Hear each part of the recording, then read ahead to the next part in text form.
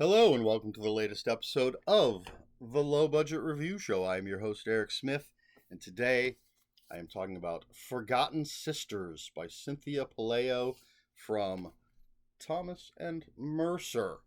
And I think the best thing for me to do with this particular book is just read the back cover copy, which says, "One embraces the dread, the other is looking for escape. Sisters Anna and Jenny live in a historic bungalow on the Chicago River. They're tethered to a disquieting past, and with nowhere else to go, nothing can part them from their family home. Not the maddening creaks and disembodied voices that rattle the old walls, not the inexplicable drownings in the area, or the increasing number of bodies that float by Anna's window. To stave off loneliness, Anna has a podcast spinning ghostly tales of Chicago's tragic history. But when Anna captures the attention of an ardent male listener, she awakens to the possibilities of a world outside.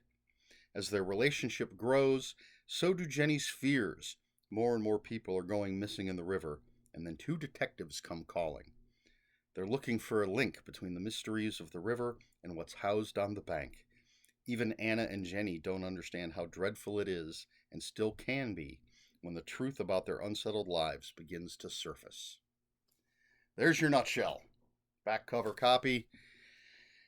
For the too long didn't watch folks, here we go. 5 out of 5 stars. Absolutely loved this book. I'll tell you, as I was reading it, as I'm moving through it, I kept thinking, yeah, this is definitely 4 out of 5. This is really good. I'm really enjoying this. Man, by the time I got to the end, there was no question I was going to give this 5 out of 5. Let's show that cover once again. Cynthia Pelayo's writing is fantastic as always. There's a lyricism to it, a fairy tale quality to it, and my experience with Cynthia Pelayo's writing is she's very much a fan of fairy tales. She incorporates, again, in my experience, I have a lot of her books, haven't read all of them, but she seems to incorporate fairy tales into her stories, such as Children of Chicago dealt with the Pied Piper. This one, it's not a spoiler, deals with the Little Mermaid. Water is a very big theme in this book. The Little Mermaid was the favorite story of Anna and Jenny that their grandmother would read to them. And Chicago itself, another big part of Cynthia Pelayo's writing. Chicago is a character in this story. We get a lot of history of Chicago, what it means to live in Chicago and live by the river. And the story is told mostly, there's one little bitty exception. Mostly it's told either from Anna's point of view, she's the first person narrator, and occasionally it's told from the point of view of one of the detectives, Detective Kowalski.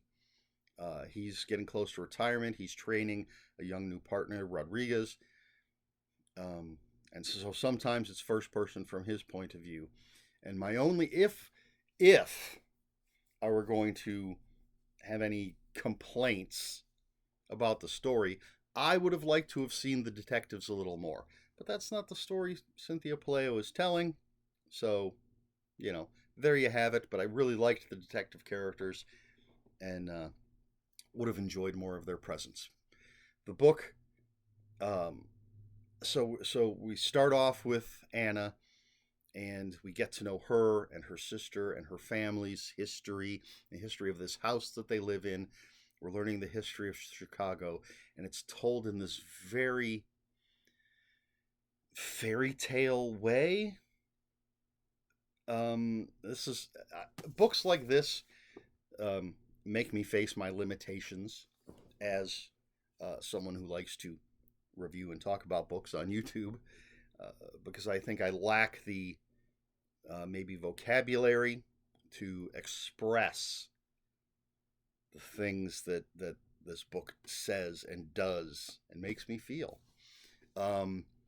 So there's a very odd quality to Anna's narrations. There's basically two mysteries that are running through this story. There's the mystery of the missing people, the drowning victims, who are all young men, 20s to 30s.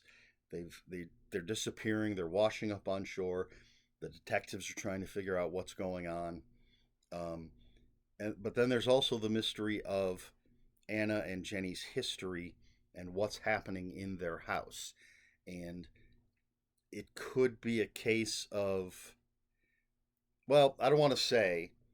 I will say that there were quite a few points in the book where I thought I knew what was going on, and then something would happen, and I'd say, "Well, no, I must be wrong about what's going on because of this thing that's happened." But then a little later, I'd say, "Well, maybe I was right about what was happening." And then, no, no, I don't think I am. I think it's something else that I haven't thought of. No, wait a minute. Maybe it's this thing. There's very strange things happening in the narrative. Um, and it kept me guessing throughout the story. Uh, the writing was fantastic. The characters were interesting, and it's a very small cast of characters. It's essentially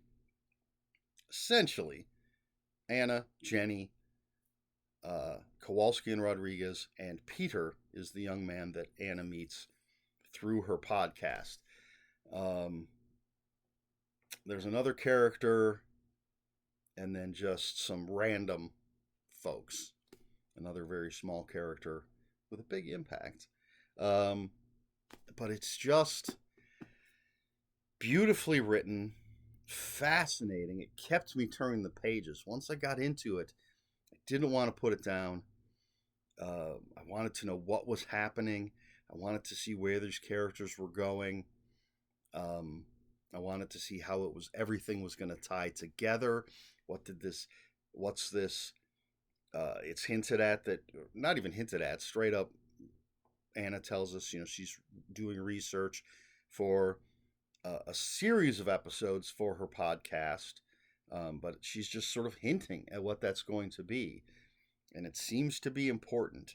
Jenny, very weird character. She's the older sister, but Anna's taking care of her, and almost everything that Jenny says and does is off kilter. There's so much of this story, so many things that happen that are off kilter. That might be the best way for me to put it. There are some very creepy scenes, and there are just some scenes that uh, put you on the back foot, I think is how some folks might say it. Uh, just they tilt the narrative just a little bit and make things feel just weird. Um, just fantastic. Uh, makes me look forward to whatever Cynthia Pelayo is going to do next. Makes me want to jump right in and read some of the other Cynthia Pelayo books that I haven't read yet, but I have other things I have to read first. I think from my limited experience, this is a great look at what Cynthia Pelayo can do as an author. Um, just, I loved it. I absolutely loved it, especially when we get to the end, when everything's pulled together. But I love what goes on throughout the whole thing. This off kilter feel. Things are just shifted slightly out of phase. And um, it left me wondering. It left me turning the pages. I don't know what else to say. 5 out of 5 stars. Absolutely fantastic. So that's that. Question from this video. Um, I feel like I've asked every question there is for me to ask. Sort of these general questions. Um, do you enjoy it when you're reading a story that has two separate parts that you have to sort of wait for them to come together, where it almost feels as if there's two completely different stories being told. But hopefully it is going to merge into the full story. Do you prefer something that's simply linear? We're following this, and I'm not talking about we're following this character during the zombie apocalypse, and we're following this character during the zombie apocalypse, and eventually they're gonna generally. There may be exceptions. I haven't read every zombie novel there is. They're going to come together. I'm talking about two stories that feel completely different. As in this, we have the story of Anna and Jenny and what's going on in their house, and they're aware of the missing people. But then when we jump to Kowalski and Rodriguez, it feels like we're reading a completely different story. Now we're reading a detective story and not this weird, possibly haunted house story about this mysterious history of these two characters and everything. Now we've just got these two detectives that are trying to figure out who is killing these young men and throwing them in the river or killing them in the river. We don't know. But eventually these two stories are going to merge. And so, yeah, do you enjoy that? Do you not like it? Or do you not know what the hell I'm talking about? Let me know in the comments below. And if you haven't, as for me, I should answer my own question. If done right, yes, I absolutely enjoy it as it was done in this book. Off the top of my head, since the question was off the top of my head, I can't think of any other examples. But I know I've read this kind of thing before. Actually, there is. I think this would fall into the same category. Control by William Goldman seemed to be telling two completely separate stories. And I think it was like back and forth each chapter. You're getting this story and then what seems to be a completely different story, even more so than this. Completely different story. Eventually, when it comes together, I thought it was mind-blowing. So, yes, if it's well done, I enjoy this sort of storytelling. What about you? Let me know in the comments below. If you have any comments, questions, or corrections, please put those in the comments below. Comments are open for spoilers. Just post a spoiler warning. We try to be polite here at the Low Budget Review Show. Please like, share, and subscribe. All the usual YouTube stuff. And if you'd care to follow me on other social media, my Twitter is @Ronin5757. My Instagram, where I post pictures of books, comic books, board games, and fuzzy animals, is Eric Smith5757. That's Eric with a K, ERIKSMITH5757. And if you're on Blue Sky, I am @EL Smith. That's all I have for you. This has been the Low Budget Review Show. I have been Eric Smith. And until next time, read more books.